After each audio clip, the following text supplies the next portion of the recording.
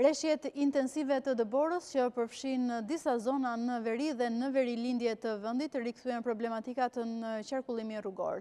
Në aksin Peshkopi Maqellar në qarkun e Dibrës, disa makina u blokuan në dy pjesë të rrugës, ku trashësia e dëborës sipas raportimeve arriti deri në 20 cm. Reshjet të dendura dëbore janë shënuar edhe në rrugën e Kombit. I gjithë territori i qarkut të Kukësit po ashtu është përfshirë nga reshje dëbore e shiu. Të gjitha akset rrugore nacionale janë të qarkullueshme normalisht. Rruga Bog-Theth në qytetin e Shkodrës është e kalueshme vetëm nga mjetet e kalueshmërisë së lartë dhe të pajisura me zinxhir. Ndërkohë, për shkak të reshjeve të dëborës në territorin e Maqedonisë së Veriut, një kamion ka rrëshqitur në aksin Strug-Qafthan duke bllokuar përkohësisht rrugën.